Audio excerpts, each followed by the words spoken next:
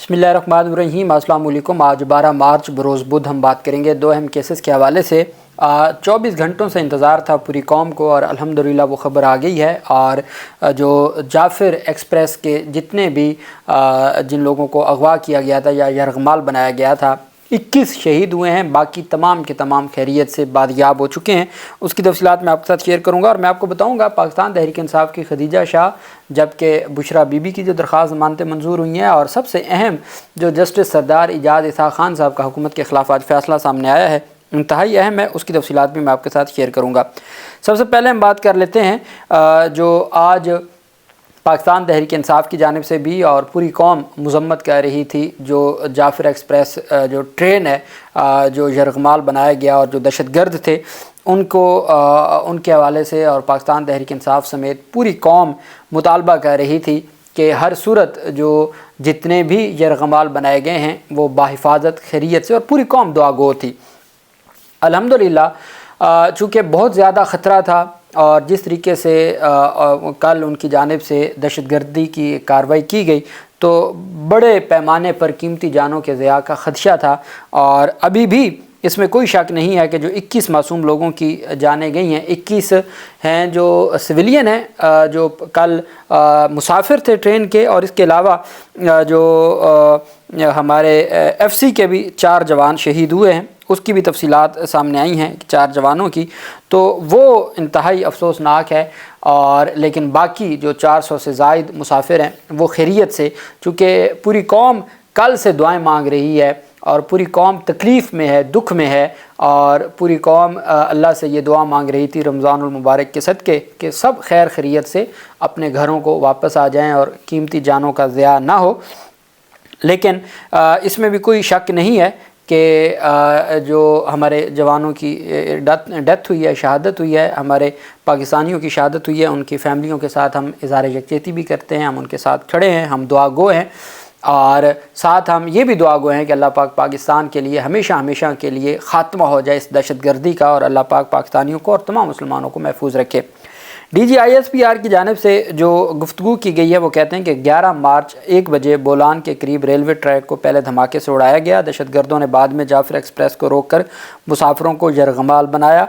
दहशतगर्द अफ़गानिस्तान में अपने सहूलतकारों से राब्ते में थे।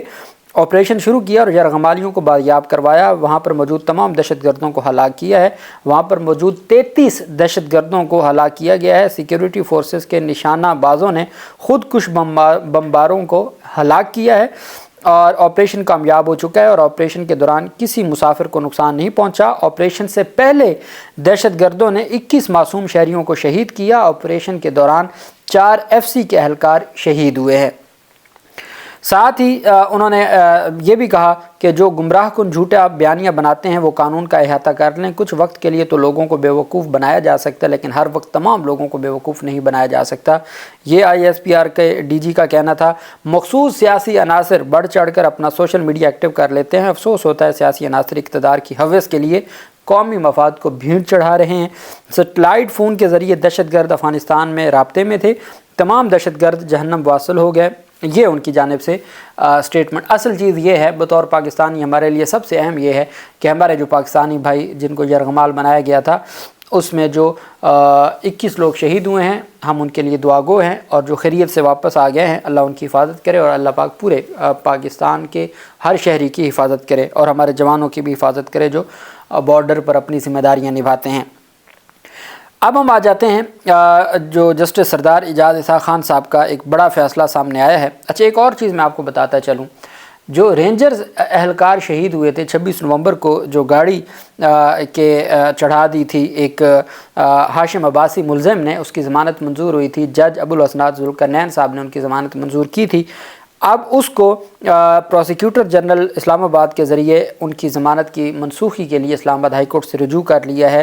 रेंजर्स एहलकारों को गाड़ी के नीचे कुचलने के केस में मुलज़म हाशिम अब्बासी की ज़मानत का फ़ैसला इस्लामाबाद हाई कोर्ट में चैलेंज कर दिया गया। हुकूमत ने प्रोसिक्यूटर जनरल के ज़रिए मुलज़म हाशिम अब्बासी की ज़मानत मनसूखी के लिए अपील दायर कर दी है। कायम मुकाम चीफ जस्टिस और जस्टिस मोहम्मद आसिफ जो डिवीज़न बेंच है वो कल अपील पर समाअत करेंगे। उसके ऊपर डेफिनेटली पहली तारीख पर नोटिस होगा। कैंसिलेशन ऑफ बेल इंतहाई अहम होता है और इस तरह से कैंसिलेशन ऑफ बेल के ऊपर अदालत की जानिब से کیا کارروائی کی جاتی ہے یا عدالت کس طریقے سے اس پورے معاملے کو دیکھتی ہے وہ اہم ہوگا، اس کی تفصیلات بھی میں آپ کے ساتھ شیئر کروں گا۔ اب ہم آ جاتے ہیں پاکستان جسٹس سردار اعجاز اسحاق خان صاحب کا، جو آج FBR کے حوالے سے ایک بڑا وفاقی ادارے کے حوالے سے، اور عدالت نے یہ کہا ہے کہ اوپر والوں میں دیانتداری نہ ہو تو نیچے بھی نہیں ہوگی۔ وفاقی حکومت کے بارے میں کہا کہ جب اوپر بڑے عہدوں پر بیٹھے لوگوں میں دیانتداری نہیں ہوگی تو پھر کہیں بھی نہیں ہوگی۔ FBR افسران کی پروموشن سے متعلق کیس میں جسٹس سردار اعجاز اسحاق خان نے ریمارک کی کہ اگر اوپر دیانتداری ہوتی تو پھر نیچے بھی ہوگی، اوپر ٹھیک نہ ہو تو نیچے بھی نہیں ہو سکتا۔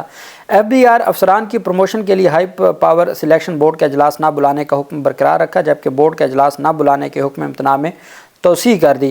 ہائی کورٹ نے وکیل کے عدالتی سوالات کا جواب نہ دینے پر چیئرمین FBR کو طلب کرنے کا بھی عندیہ دیا۔ FBR کی گریڈ 21 کے افسر شاہ بانو کا نام گریڈ 22 میں ترقی کے لیے زیر غور نہ لائے جانے کے خلاف کیس کی سماعت اسلام آباد ہائی کورٹ کے جسٹس سردار اعجاز اسحاق خان نے کی۔ ہائی کورٹ نے FBR افسران کے گریڈ 22 میں ترقی پر حکم امتناع جاری کر رکھا ہے۔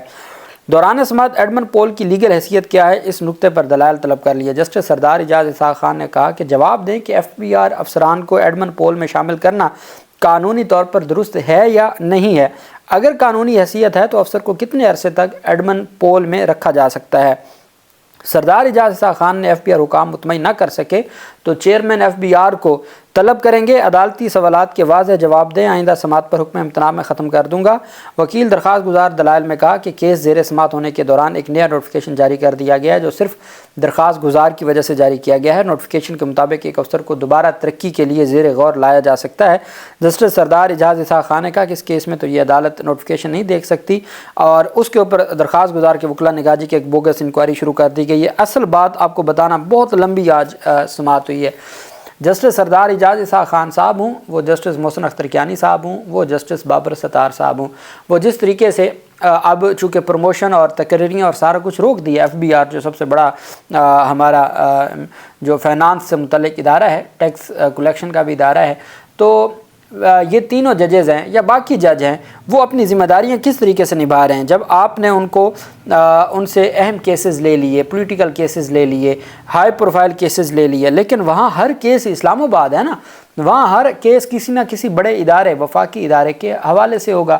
اب جو بھی وفاقی ادارے سے متعلق کیس ہوگا تو آپ کو وہ اسلام آباد پولیس سے کوئی بیل ہو سکتی ہے، وہ اسلام آباد پولیس سے متعلق ہو سکتی ہے، کوئی کسی فیصلے کے خلاف اپیل ہو سکتی ہے، وہ اسلام آباد کی عدالتوں سے متعلق ہو سکتی ہے، کہیں پہ کوئی کسی کا نام ECL میں ڈال دیا گیا وہ وزارت داخلہ سے متعلق ہو سکتی ہے۔ تو بہت ساری چیزیں ہیں کہ جب آپ بھلے جتنا بھی چیزوں کو مینیج کرنے کی کوشش کریں لیکن آپ نہیں کر سکتے جب نظام اپنے آئینی اور قانونی راستہ لے لیتا ہے۔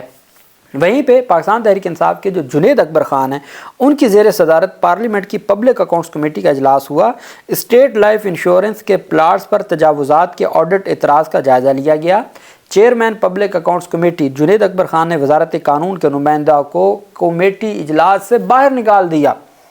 انہوں نے کہا اب چونکہ وہ مختلف آڈٹ پیراز جو ہیں اور مختلف جو فائنانس سے متعلق وفاقی حکومت کے ادارے ہیں ان سے متعلق وہ اس کے اوپر ورکنگ کر رہے ہیں۔ انہوں نے کہا کہ جب وزارت قانون کا نمائندہ تیاری کر کے نہیں آتا، جو اس سے سوال پوچھا جائے اس کے پاس اس کا جواب ہی نہیں ہے تو وہ کیوں بیٹھا ہے میٹنگ میں؟ نکال دیں اس کو، باہر نکال دیا گیا اس کو، اور کہا کہ جو سیکرٹری قانون ہے وہ آئندہ پیش ہوں اور وہ آ کے تفصیلات بتائیں۔ چیئرمین PAC نے وزارت قانون کے نمائندہ کو کمیٹی اجلاس سے نکال دیا۔ اگلے اجلاس میں سیکرٹری قانون و انصاف کو طلب کر لیا۔ اسٹیٹ لائف میں غیر قانونی تعیناتیوں کا آڈٹ پیرا اسٹیبلشمنٹ ڈویژن کو ریفر کر دیا اور ساتھ سیکرٹری قانون کو بھی بلا لیا۔ جنید اکبر خان بھی اپنی جو ذمہ داریاں ہیں وہ نبھا رہے ہیں اور وہ یہ چاہتے ہیں کہ عوام کا جو پیسہ ہے، جو خزانہ ہے عوام کا اور ریاست پاکستان کا، اس کو جتنا ہو سکے اس کی حفاظت کی جائے اور اس کو بچایا جا سکے۔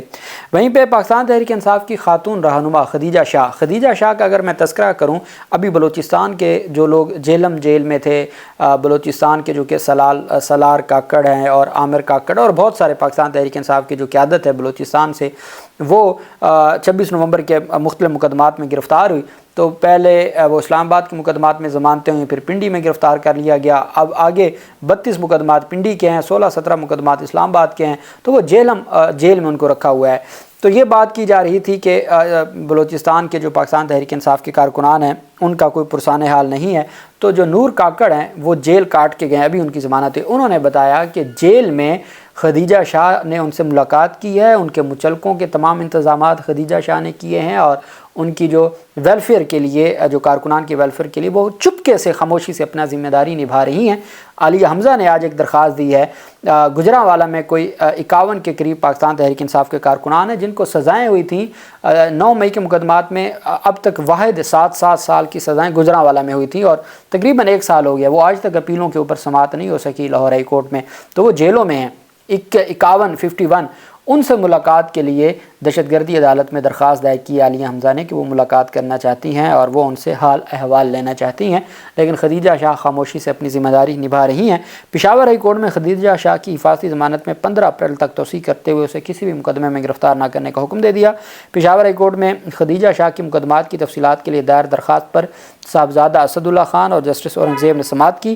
اسسٹنٹ اٹارنی جنرل نے کہا کہ وزارت داخلہ کی رپورٹ ابھی تک نہیں آئی، ہمیں کچھ وقت دیں، رپورٹ جمع کروا دیں گے۔ FIA لاہور میں خدیجہ شاہ کے خلاف ایک انکوائری ہے۔ نیب پروسیکیوٹر سرتاج خان نے کہا کہ نیب کی رپورٹ ابھی تک نہیں آئی، رپورٹ آ جائے تو جمع کروائیں گے۔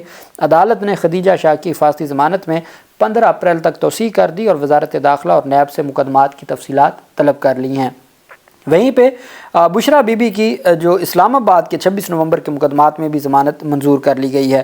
یہ عبوری ضمانت ہے، دہشت گردی انسداد دہشت گردی عدالت اسلام آباد میں عبوری ضمانت ہے جس کو منظور کیا گیا ہے۔ دہشت گردی عدالت نے بشرا بی بی کی 2 مقدمات میں عبوری ضمانت میں توسیع کر دی ہے۔ 26 نومبر احتجاج پر درج مقدمات میں جج ابو الاسناد ذوالقرنین نے سماعت کی، وکلا پیش ہوئے۔ عدالت نے بشرا بی بی کی تھانہ سیکریٹریٹ کے مقدمے میں 28 اپریل تک اور تھانہ کراچی کے مقدمے میں 29 اپریل تک توسیع کر دی۔ پہلے راولپنڈی کی دہشت گردی عدالت میں 31 مقدمات میں ان کی عبوری ضمانتوں میں توسیع ہو چکی ہے، اور یہ چونکہ ان کے خلاف ایک وہ کیس ہے 190 ملین پاؤنڈ کیس جس میں سزا ہوئی ہے، اور جو اپیل جس دن لگے گی تو وہ سزا سسپینڈ ہو جانی ہے، تو اسی وجہ سے اس کو روکا جا رہا ہے کہ جتنا ٹائم ہو سکتا ہے نکال لیا جائے، چونکہ وہ اپیل جب لگے گی تو جو پروسیس ہوا ہے یا جیسا کیس ہے تو وہ تو ہر صورت سسپینڈ کرنی پڑے گی۔ تو باقی جو ان کے خلاف دہشت گردی کے مقدمات ہیں ان میں ان کی عبوری ضمانت پہلے ہی منظور ہو چکی ہے اور اس میں وقتاً فوقتاً توسیع ہو رہی ہے۔ تھانہ سیکریٹریٹ کے مقدمے میں 28 اپریل تک اور تھانہ کراچی کمپنی کے مقدمے میں 29 اپریل تک توسیع ہوئی ہے۔ جج ابو الحسنات نے کہا کہ میں آج آرڈر میں لکھ دوں گا کہ بی بی کو شامل تفتیش کیا جائے اڈیالہ جیل میں۔ بشرا بی بی کے خلاف جو دونوں مقدمات ہیں اس میں شامل تفتیش کرنے کے لیے اسلام آباد پولیس کو کہا ہے کہ آپ جیل میں ہی ان کو شامل تفتیش کر لیں، چونکہ اسلام آباد کے جج ابو الاسناد ذوالقرنین نے تمام کارکنان کو پہلے ہی ضمانتیں دے دی ہیں، تو جو رول آف کنسسٹنسی ہے اس کے تحت پھر اور بشرا بی بی کی عبوری ضمانتیں بھی الٹیمیٹ منظور ہو جائیں گی۔ اب ان کو 28 اپریل اور 29 اپریل تک کے لیے توسیع دے دی گئی ہے۔ اللہ پاک پاکستان کا حامی و ناصر ہو۔ بہت شکریہ۔ اللہ حافظ۔ پاکستان زندہ باد۔